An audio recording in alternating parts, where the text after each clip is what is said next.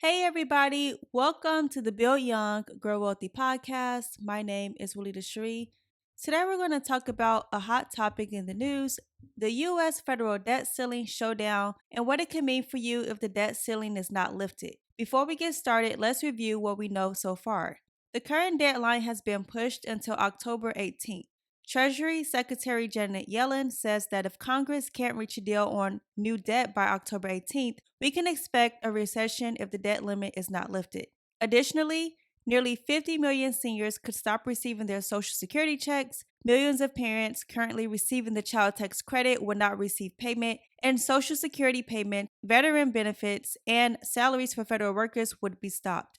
Now that you've been caught up, without further ado, let's get into this. On October 4th, 2021, President Biden addressed the nation on the debt ceiling. He said that, quote, the United States is a nation that pays its bills and always has. From its inception, we have never defaulted, end quote. This is true. However, the U.S. debt ceiling has been raised about 100 times since World War II. Now, the way America has traditionally been able to meet its obligations is through taxes and borrowing money when needed. And according to Joe Biden, we always pay what we owe. Let's check out usdebtclock.org to see how much the US owes in real time. Currently, our national debt is shy of $29 trillion, and our federal tax revenue is shy of $4 trillion. I'm not sure exactly how we always pay back our debts, but I think the debt ceiling, which has been repeatedly been increased, is what's saving us from default. To make it plain, if I owed $5,000 and my total balance on my credit card is $5,500, but my bank increases my balance to $10,000 to avoid me maxing out or defaulting on my credit card, that doesn't mean that I no longer owe the $5,000 that I borrowed. It just means that I am giving another opportunity to be tempted to spend more money, or if I'm responsible, buy me more time to pay back my debt. Anyway, only Congress has the power to increase or decrease the debt limit. So in this case, Congress represents the bank. President Biden also mentioned that the nation incurred $8 trillion of debt in the 4 years that President Trump was in office. However, more than half of that money occurred in the last year to give pandemic relief. This is why I am not a big advocate of big spending because literally nothing in life is free. Those stimulus checks, rent moratoriums, child tax credits, etc., has now been added on to the bill through taxes to the same people that needed the money in the first place. President Biden's argument is that Republicans raised the debt ceiling 3 times in the 4 years when President Trump was in office. But now they are unyielding to do the same with the new administration. If the debt ceiling isn't raised and the U.S. defaults on its debt, then essentially our credit rating or reserve status would fall, and the dollar, which is currently the world's currency, will become insignificant.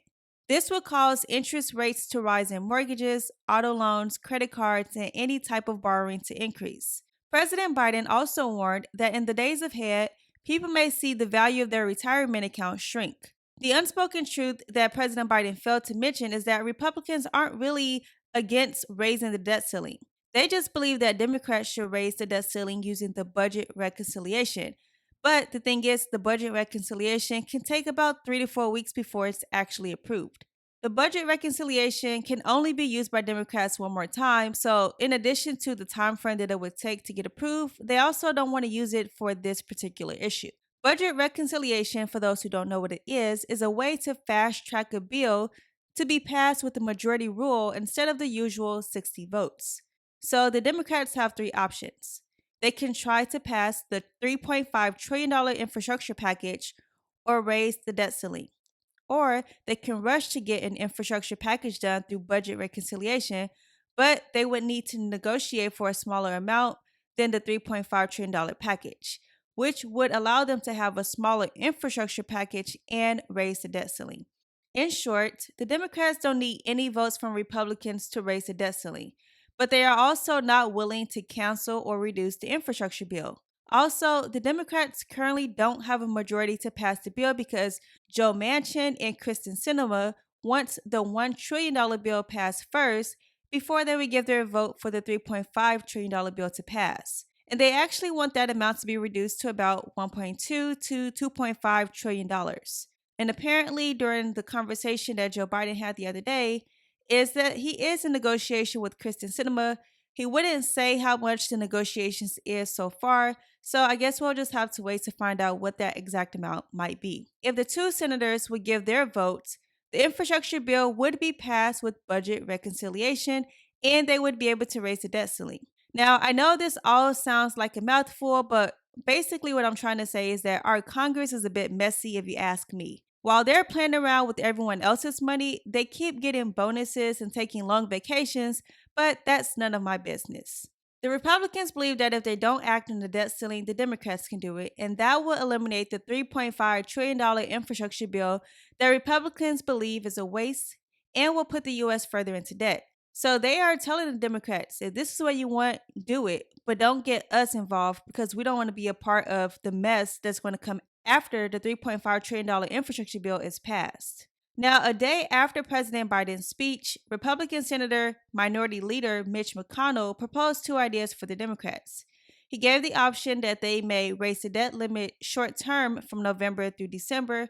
The second option was he offered a way for them to expedite their way through budget reconciliation that only needed 50 votes to pass, with Kamala Harris being the tiebreaker if necessary. Right before I recorded this podcast, news broke that Chuck Schumer announced that negotiations were made with other senators to have the debt ceiling temporarily lifted until December. So even though they said that it's lifted until December, Chuck Schumer didn't actually say when in December as far as the exact date. So we don't know exactly if it's the 1st of December or the 31st. He just simply said in December. We also don't know any details as far as the negotiation for the bill, but we do know now that the October 18th deadline is not going to crash us at this point because now they've extended it until December. And in my humble opinion, if they moved it to December, I'm not sure how much is actually going to come out of that, considering that December has 31 days. That is 1 month out of the whole year where there's so many holidays that goes on. And as we know, Congress is always on vacations. And I don't see them giving up all of those holidays to deal with stuff that's not really prevalent to them because they're still getting paid regardless. So if you do rely on the government for money, just know that the limit is lifted until December. We don't know. So it is best that you prepare appropriately. So, what I'm going to do is I have a link in my description box for those who do rely on government funding, such as people who are federal workers or people who get the child tax credit or Social Security. Or if you're military, whatever it is, if you rely on the government for your paycheck, then you really need to learn how to budget because you're going to need to make the money you're getting now stretch probably for much longer than you usually would. So check out my description box and I'll leave a link in there for you to learn how to get your budget started for free. This is free. All you need to do is give me your email and I'm going to give you some tips and tricks on how you can actually get your budget going and be sustainable with it. So, do you think Congress is going to raise the debt ceiling and keep the U.S. from defaulting on its debt by December? Or do you think that they're going to keep being petty and let the debt default? Allow us to go into a recession and make the American people pay the consequences. Let me know your thoughts in the comments below. And that's all I have for now. If you haven't subscribed already, please consider doing so. Share this episode with a friend. And until next time, I will talk to you later.